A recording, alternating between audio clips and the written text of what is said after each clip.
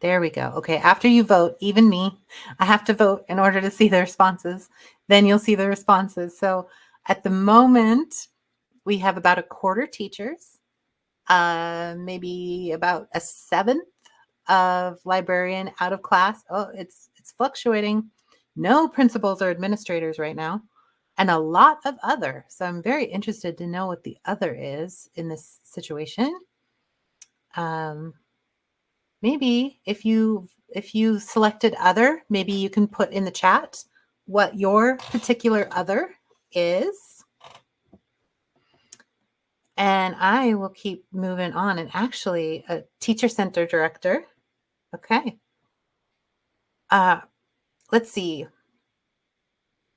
Knowing we have so many other, maybe it doesn't really work to ask what grade you teach. But I am kind of interested. You can put this in the chat under session. I am kind of interested what age students you generally work with. Do you work with very younglings? Do you work with kind of the later elementary, middle school, high school?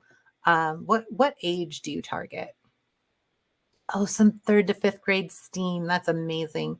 High school and ed tech company. Yes, RoboFun. RoboFun is amazing. So that is out of school and 3 to 13-year-olds. Okay. 5 to 8. So we do have some people. Oh, wait, 5 to 8 years or 5th to 8th grade? I'm going to guess. Well, I'm not going to guess. Grade 5 to 8. Okay, that's what I would have guessed. Teacher center director, 9 to 12 high school. Okay, so we vary, but it does look like we have a good number of older students, people who work with older students, which is good because this is very versatile curriculum. I do have some other things to show later, and I'll lean more into the older student presentations. If there are people that would like some more resources for younglings, the kind of K2 age range, let me know in the chat. And towards the end, I can show you something brand new that we're just releasing for Hour of Code, actually. All right, let's get started. So this is my least favorite time when I get to start my presentation. I'm not a big fan of presentations kind of period, but I'm a big fan of you, and I want you to be able to look at something other than just my face while I'm talking. So I'm going to do some of the Prezi stuff, and then I'm going to flip over and we'll actually play around. If you have the opportunity to be looking at 2 screens at one time, then we will be doing some things where it would be great for you to participate and try on your own. If, on the other hand, you cannot make that happen, that's fine. I'll be doing it on my screen too. So, okay.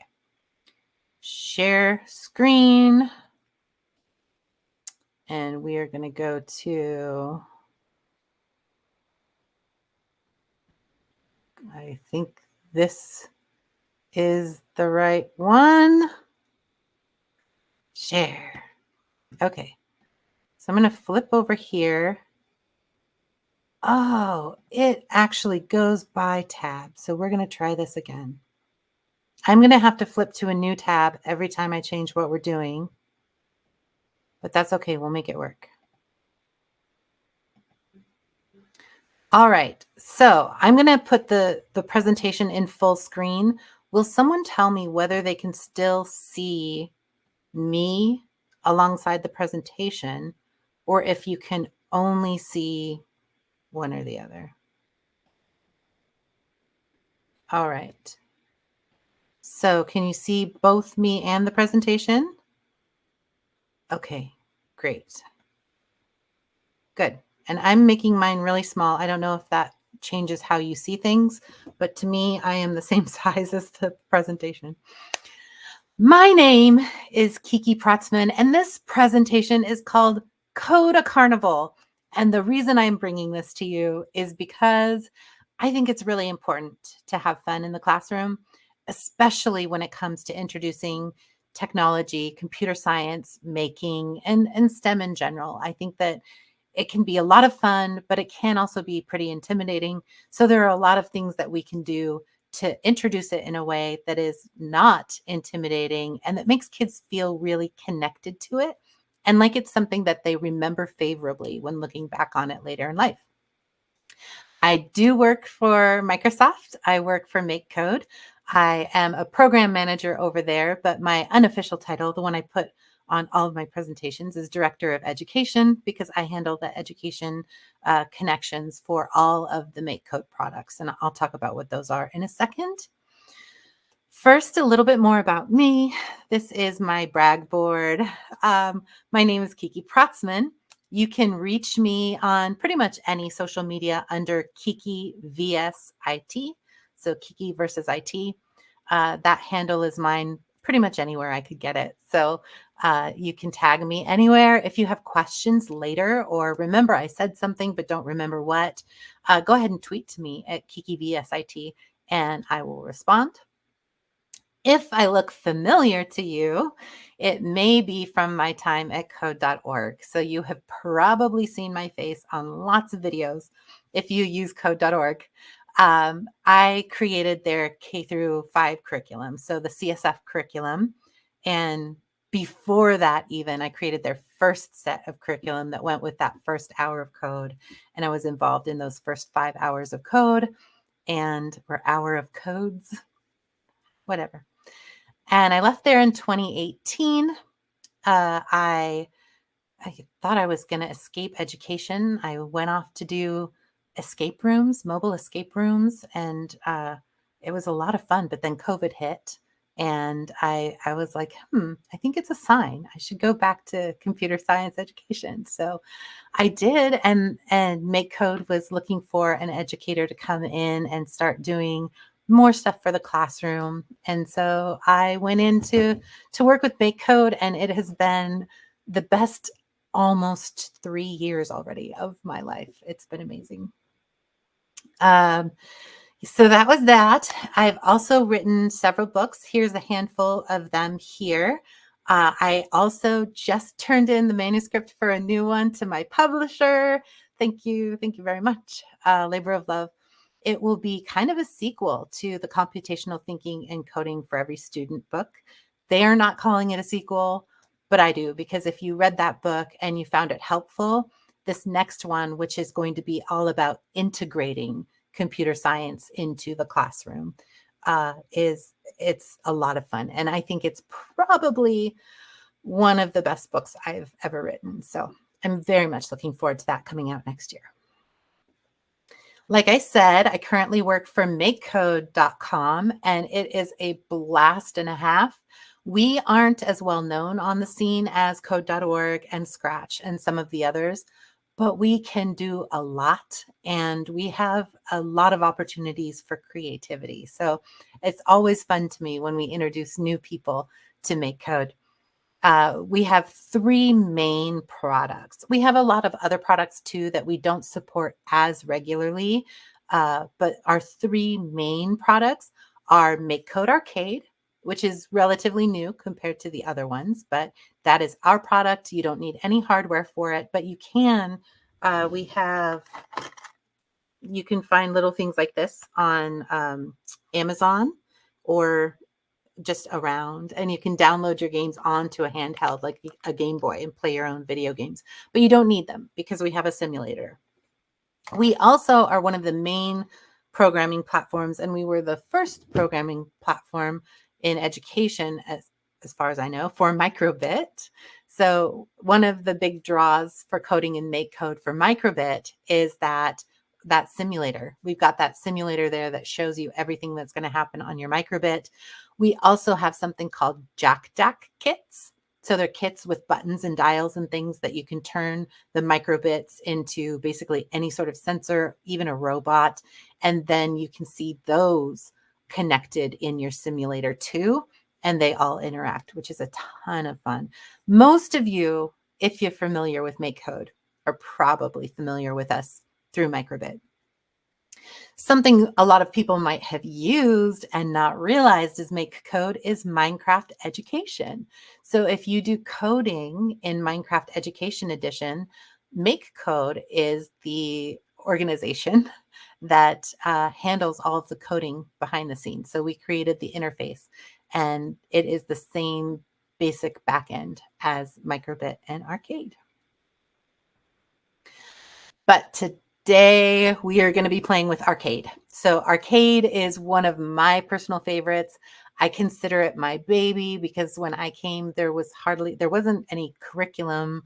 There was hardly any, um, even any tutorials or educator driven anything. So I basically came and made a bunch of stuff, and you'll start seeing it just build on the arcade homepage. There's just more. It seems like every month there's more there, and the opportunities there are wide and vast. There's everything from things for young students who are just starting out all the way up to like multiplayer games that kids can program in text. So there is a lot. We do consider ourselves a block-based interface because that is how the majority of people use us.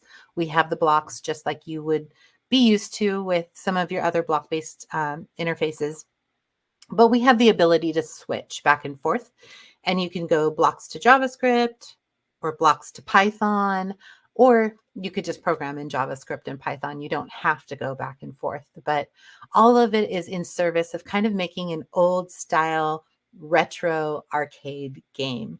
And we think this is really fun and important because a lot of times when you're introducing students to gaming, the first thing they have on their mind is like, I'm going to make Halo or I'm going to make Call of Duty. And they don't realize that it takes years and years and millions of dollars and hundreds of people to make something like that happen. So expectations get out of whack really easily. With arcade, it's old style arcade games, and kids' expectations are kind of right sized for something they could make in a week or even in a day. So we've had a lot of fun with this.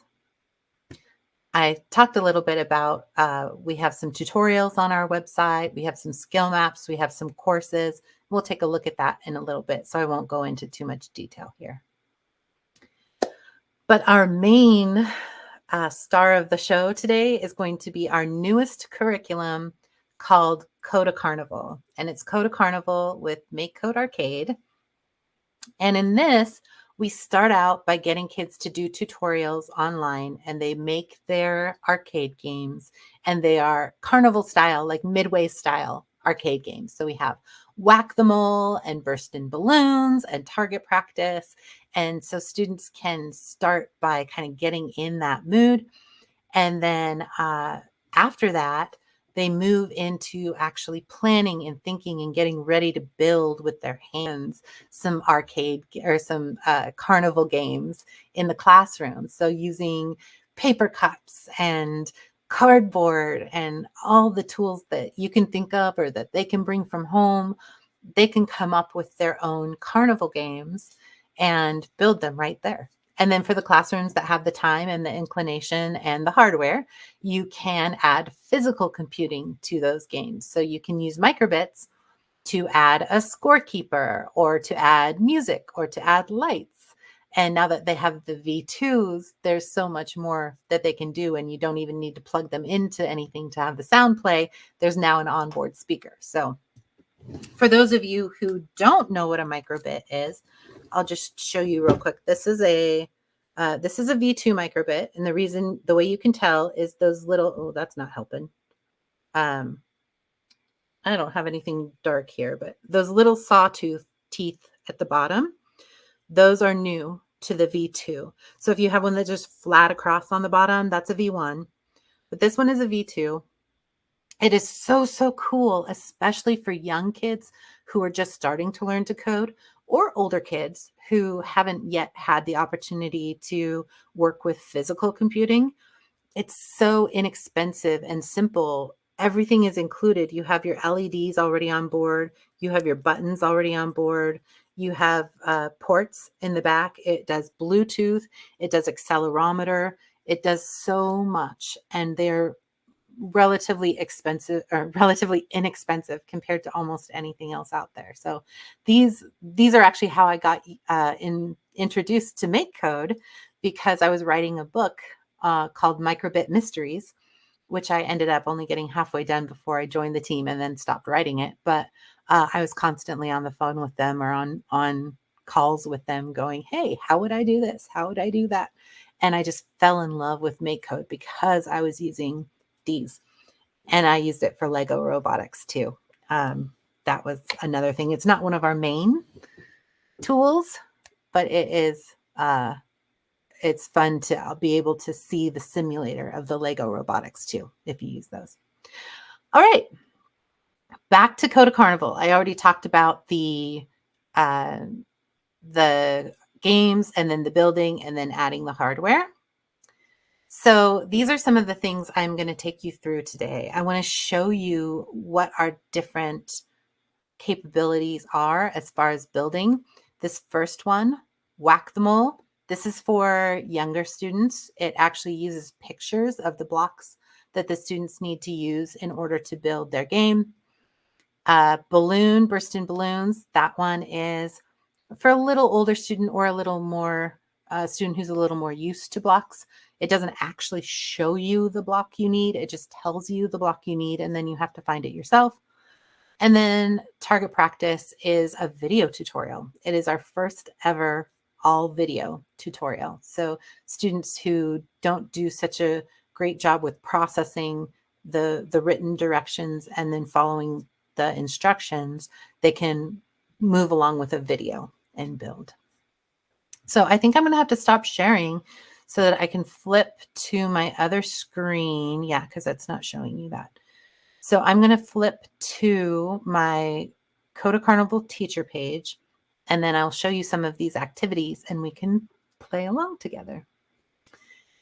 Meanwhile, if you have any questions, feel free to put them in the session chat, and I'll kind of keep peeking over every once in a while so that I can take a look and see if I can answer any of those for you.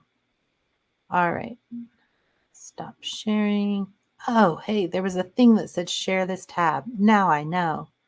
Next time, that is absolutely what I'm doing. Okay. All right.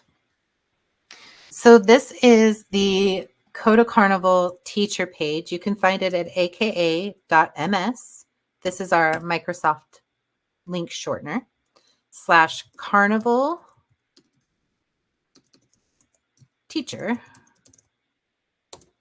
Like that. I put the camel case, but it doesn't, capitals don't matter. You can do it however you want. And that will bring you to this page. And this is where you will find all of the resources on doing this with your classroom. The super cool thing about this is it was built to be modular. It was built to be very easy to fit into your classroom, whether you teach computer science or whether you teach something else and just want to do something for fun for a few days. Whether you have a full computer science curriculum that you're just trying to fit this into, or whether you have none and you want to use this as your curriculum for a 10-week course. It's built in a way that you can do any of those things. So in the lesson plan, you have the option to choose just 1 hour only, which is basically our hour of code offering last year. And that's just where you build the Whack-the-Mole game or the Burst in Balloons game. And that's your hour right there. Or there's a 5-hour option where you start with the game and then you daydream and build your carnival game. And then there's the 10-hour option, 8 to 10-hour option, which is adding the physical computing at the end. And when I say hour, I kind of mean classroom hour. So depending on how long you have with your classroom, a classroom hour could actually be 2 days. But that's how it works. And then you can decide how much you want to do. And it's meant for you to take and run with. You know your classroom best. So it's written in a way that you can completely improvise if you want to add or subtract or multiply. I don't know. You can do that as well. So at first you'll see the course resources for the teacher. We have a facilitator guide here. It is probably one of the most robust facilitator guides I've ever built.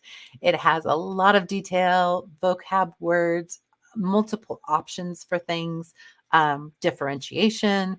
It's all in there, plus all the links to all the different resources that we have for you. We have a resources drive. This is our OneDrive that has the videos downloaded to it, all of the different slide decks and the facilitator guide and handouts and all of those things are all in the resource drive. And then we have the student homepage. And the student homepage is where the students go when they're doing this. So they're not just dropped into like arcade.makecode.com and have to navigate for themselves. It's a special page. I'm going to see if I click it, if you get to follow it. No, that is so weird. Okay. There. So this is the student homepage. So they have the choice of the 3 games, and that helps keep them on track with their first task. And then when they're building, it has their planning worksheet. It has some ideas for building, and it has ideas on how to share. And then when they go into the add a microbit, it has the tutorials for if you want to make your game such a way that you win when a circuit is connected. There's a tutorial here that shows you how to do that. Or when you want to be able to click to keep track of points for your game, this is a tutorial for that. Or when you want your game to lose if the microbit shakes or drops, here's a tutorial for how to do that. And then they can piece them together. If they want to win when it shakes or drops, they can learn what they need to learn and piece everything together. So this is their landing page. It's nice and simple, keeps them focused. And down at the bottom here, there's some additional resources that can be helpful for them. And then the teacher page has something very similar. They have it has, all of the teacher stuff up there, but then it also has some additional resources down here that you can go to, including the Kiki's Corner blog. I highly recommend this if you use Arcade in your classroom, or if you're thinking about using Arcade in your classroom. Let me actually copy this link, and I'm going to put this in the chat. So this is a blog I do. I used to write them every Monday. And now that I've been doing it for over a year, I've already covered so many topics that I've slowed down to once every 2 weeks because it's getting harder and harder to think of what to write. So once I have people start asking me to cover something, I will have more to write. But I cover everything from getting started with a project to adding sprites in to doing collisions and hit points and all of those kinds of things. It each has their own story there. So if you ever wanted to know anything about how to make a game in Arcade, that's the place to do it. All right. So what I want to do now is I want to take you back over to the student homepage. It also has an AKA link, but I can't remember what it is right now. So I'm going to put this entire link in here for you. There we go. So this is the student-facing homepage. And if you do have the ability to do both things at one time, play with that and listen to me, then that's great. Let's go for it. But if you don't, I will be walking through Whack-A-Mole, at least the first level, to kind of give you an idea of what it is and how our interface works. Then we'll flip over to do a little burst in balloons so I can show you how that's different. And then we'll just peek into target practice so you can see how that one works as well. All right, so here we go. Whack-A-Mole, and that's going to put me in a different tab. And this is what we call a skill map. So we have tutorials all over our homepage, and those are just one-off instances where students can go and work their way through several bubbles. If you're used to like code.org tutorials, it's similar. You just click through the bubbles until you get to the end. Only instead of doing kind of rote exercises to go, this is a loop, this is a loop, this is a loop, this is a loop.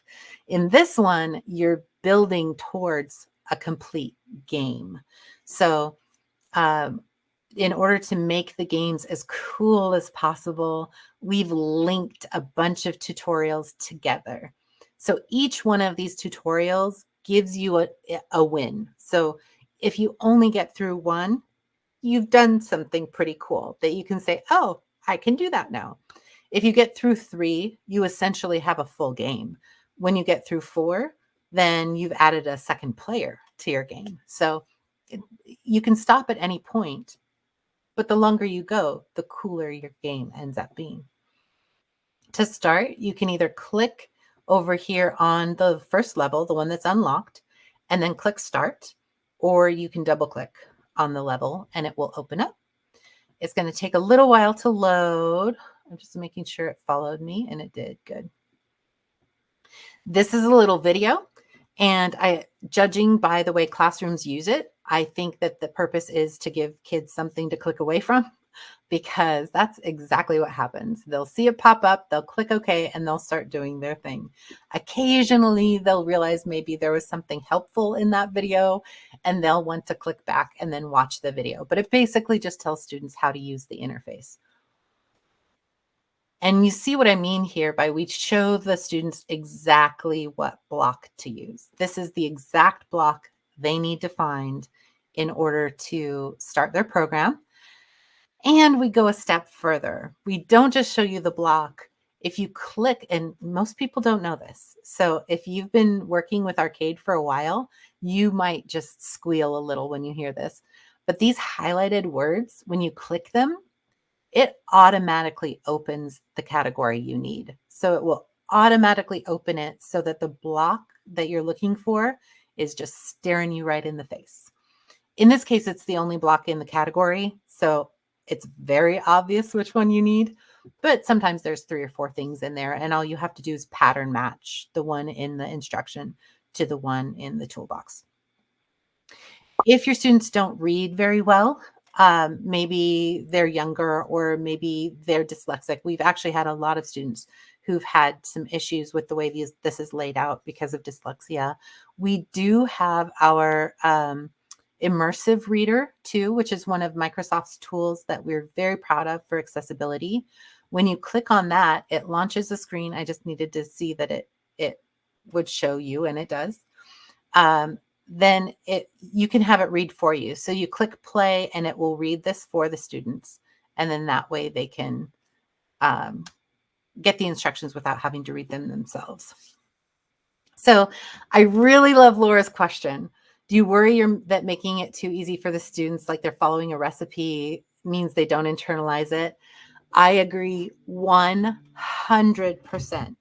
Yes, it is not my style to make things far too easy. I had to learn this. And the reason we do it this way, one, this was introduced as an hour of code. So we're getting a lot of students who have no idea how to do any coding whatsoever.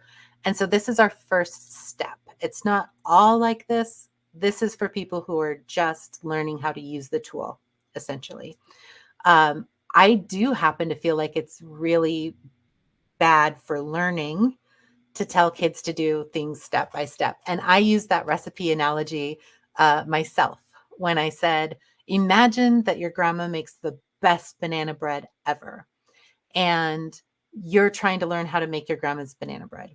If you have that recipe card in front of you, you are always going to follow that recipe. And when the recipe card is gone, you're not going to know what to do. But if you're like, I want this to be like my grandma's recipe, and you're playing with it, and the first time it doesn't turn out great, and you're like, oh, that is way too much butter, you will remember next time how much butter you're supposed to use because you struggled and because you compared it to what you wanted it to be.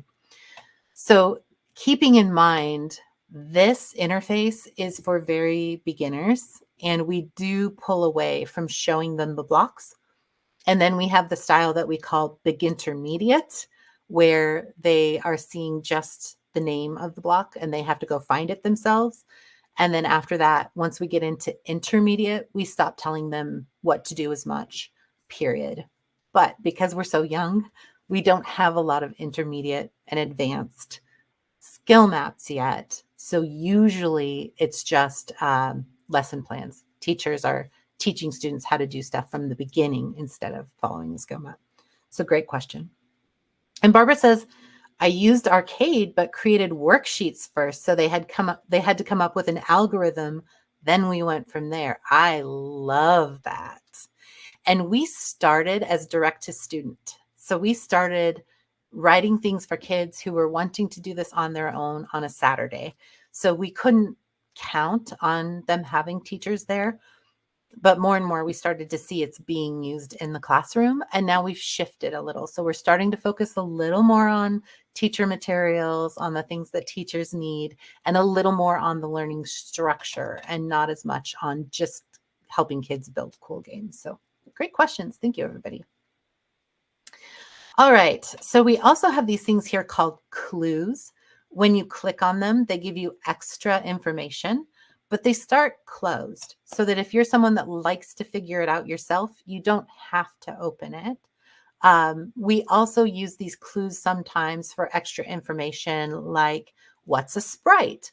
Well, a sprite is, and there's lots of description of what a sprite is. If we just put that in the instructions, there'd be just so much for kids to read through. They would be overwhelmed and not know what to do.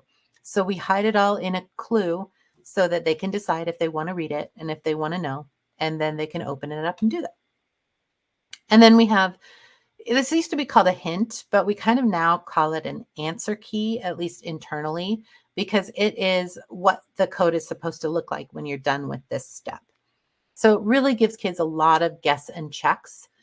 This is something, again, that's limited to our tutorial style. If you're doing this in a classroom and you don't want kids to have any of that, it's totally acceptable to give them a worksheet or to just challenge them to build something and have them start from our project builder instead of a tutorial.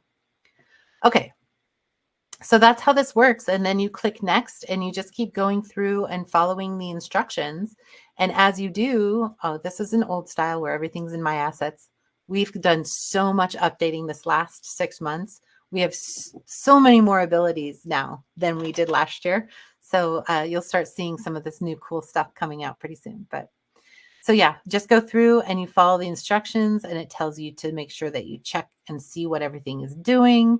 It gives you your pre-named sprites. Again, we're dealing with new people or young people here who need less friction in order to get those first wins. So we go through and you'll see the mole pop up there, and then we've got to position the mole.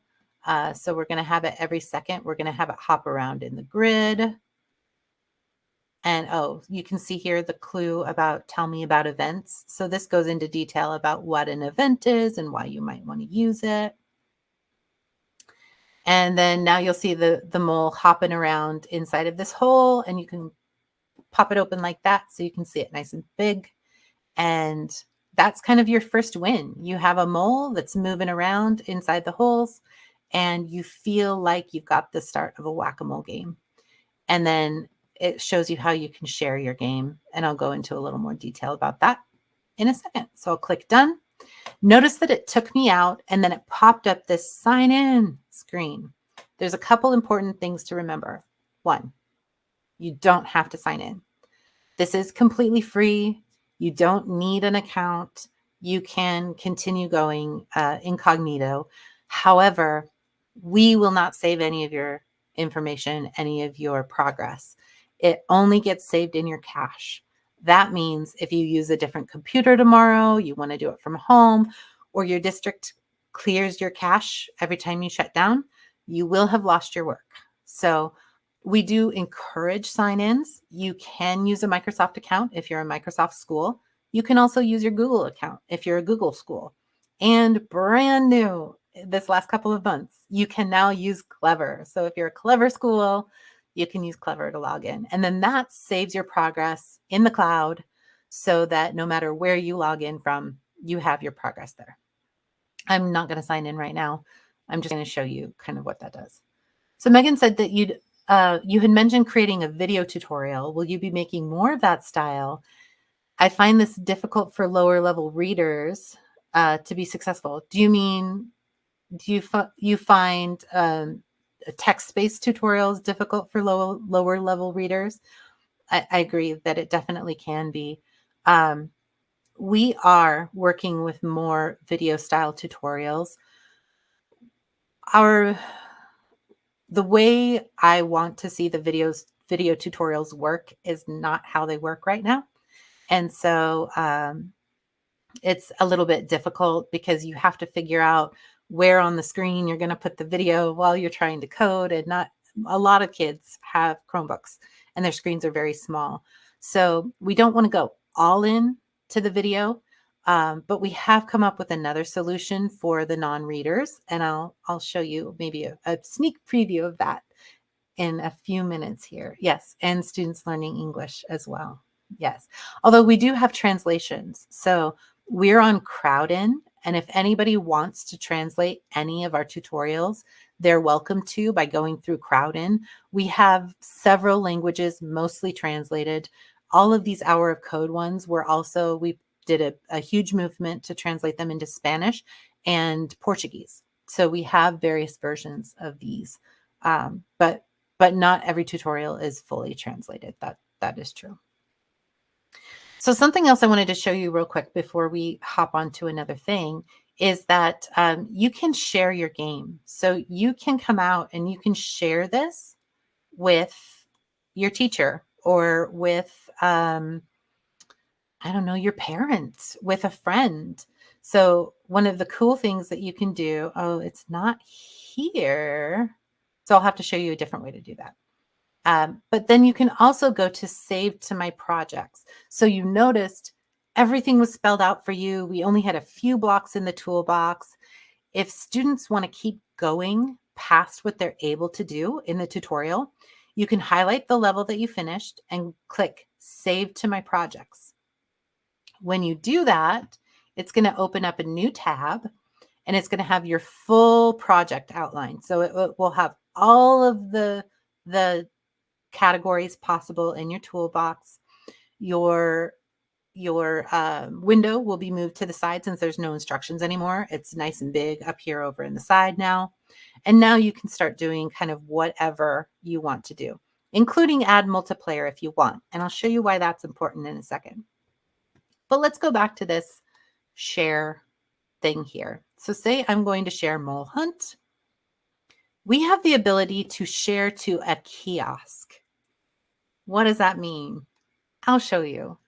So I'm going to go to arcade.makecode.com/kiosk. I put that in the chat earlier if you want to take a look at it. And we're doing some work on this too. So right now, Kiosk is not as fleshed out as it will be very, very soon. But this is Kiosk. So Kiosk is meant to be either on a actual arcade cabinet with a PC running it in the background, or something I like to do with students is we take our Chromebooks and we build a cardboard arcade cabinet around the Chromebook. And so kids can either just use it play with it on their keyboard for the keys, or you can get joystick combinations of the joystick and the buttons on Amazon or, shipped to you. And then you can actually have a mini arcade cabinet that the kids built with their screen is just their Chromebook, and that's powering their arcade cabinet. So the arcade cabinet is just like you would think of an arcade cabinet. You can scroll through your games using your joystick. And then this is the preloaded cabinet. You can use some tags to make it a clean cabinet and have no games on it when you start. But the super cool thing is I'm going to go up to add your game. And now I get this code 05891, 9 letter D, 1. And so I can go back to the game that I was wanting to share here, and I can click on the share to arcade cabinet and put my code in here and click submit. There we go. And now when I go back to the arcade cabinet, you'll see it says Mole Hunt 2 added. That just went away. But now I can return to the menu. And when I go backwards, you'll see my game has been added. So this is a really fun way to have kids share their games at the end of class. So you have everybody do what they're going to do, and then you have them go to share give your kiosk code, and then all your students' games will end up on the kiosk, and you can scroll through them in the last 15 minutes and show everybody what all the students did. It's a really, really fun way for kids to feel almost famous because their game ended up on this kiosk. And if you have an actual kiosk in your classroom, it makes them feel even more like stellar. Right now, the biggest hindrance here is, again, this is tied to your cache. So it's on one computer, and when that computer gets cleared, the kiosk gets cleared. We are doing some work behind the scenes to try to attach it to an account so that you could then share your kiosk, or if you wanted to have a kiosk for first period, a kiosk for second, or even a kiosk for this assignment, a kiosk for that assignment to make it easier to grade, then you'll be able to do that. But for now, we don't have that. It's only tied to the cache. So, all right. So that is Kiosk. I wanted to show you multiplayer. So I'm going to hop back over here. Man, I was so excited to have a full hour, and look at this. We are almost there. Okay, I'm coming back here. Now, it is possible to add multiplayer to your games. We have the ability to do up to 4 players. And because I didn't build out this whole game, I'm not going to be able to do like a functional multiplayer for you right now. But in order to show what multiplayer is and means, I need to do something multiplayer here so that you can, so that I can kind of show you how to do it. If you get to the end of Whack-the-Mole or you get to the end of Balloon, then your students will be able to share as well. So, okay, I'm putting on player connected, and I'm just gonna have it play a song, which, by the way, we added this recently, okay, like a year ago now, but it's a full-on music editor. So you can add multiple measures, you can show the bass clef, and granted, you don't have like piano and guitar, you have hamburgers and cherries, but it's still fun. So you're using the music staff, and you can make your notes longer, and you can make your time signature different. You can just play around, and then you're making your own song to go with your game. This is one of the things that kids get lost in, like for hours. So sometimes you do have to go wrangle and say, hey, remember, we only have 20 more minutes to finish your game. You might want to wrap up, but it's a lot of fun. So, okay, so we did that. We'll have it play a couple of things on player connected. And now you see that these little multiplayer things happened at the bottom. So I can click on any of these and start playing as the player. So red is player 1, blue is player 2, player 3, and player 4, etc. And this becomes important when you go to share your game, because we don't use, when you're playing with multiplayer online, we don't use any names. We have no way to chat. All you can do is play the game that's been shared, and you don't have your picture. You have whatever icon has been assigned to you in the game. The only way you know who you are is that your console will match your picture. And when you're playing, you can spam emoji, like smiley faces, sad faces, hearts, things like that.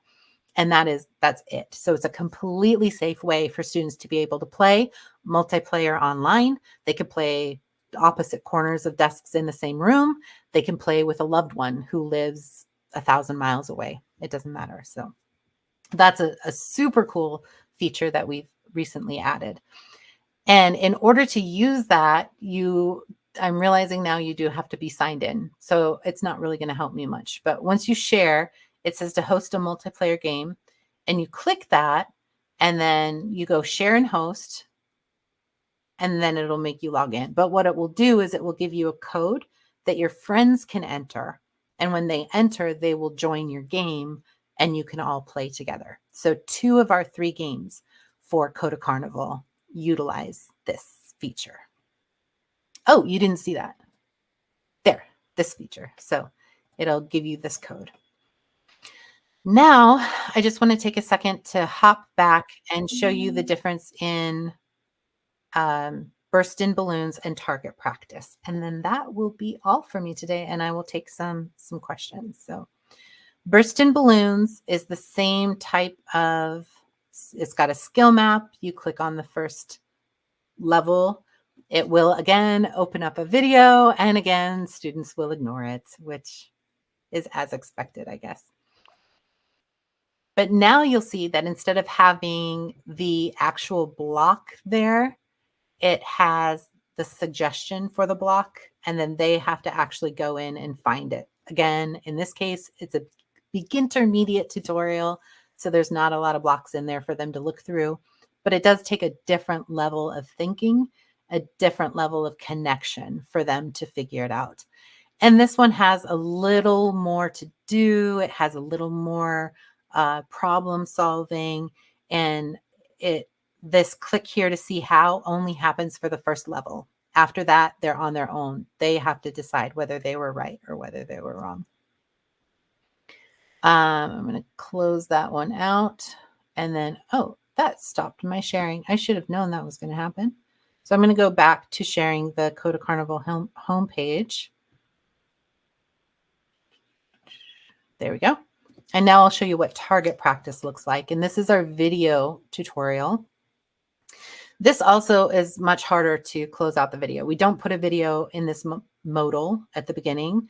We just kind of show them what they'll be doing. And this idea for this game was actually shared by one of our forum members who goes by Lucas M on the forum, and shared that for us, and then allowed us to turn it into a tutorial for our code. So we often go to our forum and ask if people have any ideas. We're doing a carnival themed thing. Who has ideas for a carnival game? And then we ask if we can use it when they submit. Or, hey, we're doing a tutorial. We want it to be pirate themed. Who has an idea for a game? And then they'll share. So we like to collaborate with people who use our forums. And I'm just going to type that link in here too. Forum.makecode.com, because if you need any help, the MakeCode team actually takes turns monitoring the forum every day. My day, I think, is Monday next week.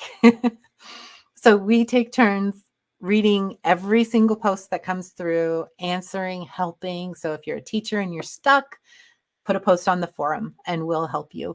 And sometimes the other forum members get to it before we do. So definitely utilize that forum. All right. So yeah, this is our video tutorial. There are a few words here, but you'll notice there aren't a lot of bubbles. This is the only item that we have, just the video. And you can pop out the video and you won't see this because once it pops out, it's its own screen. Yeah, I don't know how to show this to you, but my video popped out and now I can move it around anywhere on the screen. I can resize it, make it as big as I want, make it as small as I want, put it anywhere and watch it while I'm coding. So I can watch it for a while and then go back and do what it said. I can say, oh, I'm going to do this. I'm going to move 5 steps ahead and then watch the video to see if I did it right. There's so many options with this, but it does have, I think I've got to pop this back in for you to see it again. Yeah. So it does have this little talking head down here.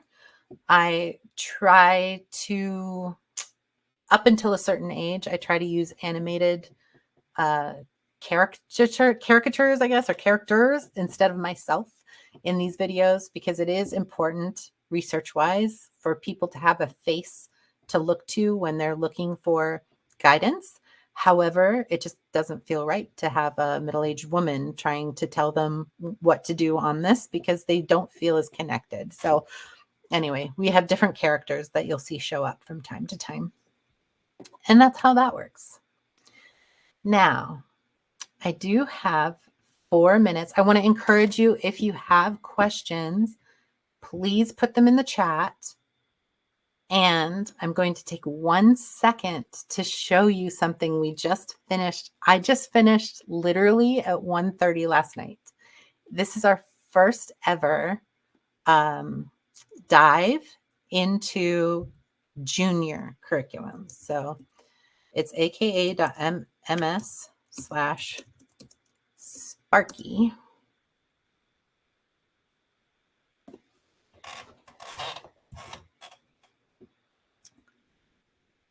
And we now have our very first tutorial.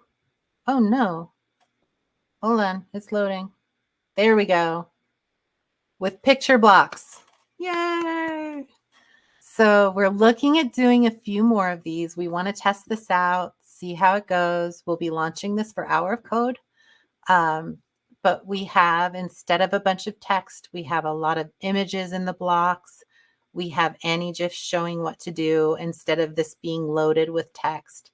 And so students can go through very quickly and easily, the little ones or people who are English learners can go through and build a game. It's still about 14 steps. And depending on your age level, it could take anywhere between 10 minutes and an hour. But this is what we're playing with now and hoping to get some more things for the younger students going. All right. So hopefully that was a great peek for you. We went over the Coda Carnival curriculum and how it starts with the coding, how you move into the physical building, and then you can add the physical computing on the end of that. The teacher guide at aka.ms/carnival teacher has the lesson plan for all of the details of how to do that. You can go as far as you want or do as little as you want. And then we got to take a look at Kiosk, which is a really fun feature for kids who are coding to have their games on that console. We got to take a look at multiplayer online, which really adds meaning to why students are doing a game. It's not just for a portfolio. Now they can actually play it with friends. And then we got to take a sneak peek at something that has never before been seen in public, and that is our junior interface. So thank you, everybody. I don't know if anybody has any other questions. Oh, thank you, Laura. Thank you, Megan. Thank you, Barbara. I had fun with you today. Thank you for hanging out. And I hope you give this a try. Definitely send me messages. Don't forget at Kiki VSIT and forum.makecode.com. We love to hear feedback and we love to make improvements for you. So thank you. Have a great rest of your conference. Thanks, Tom. Thanks, Chris.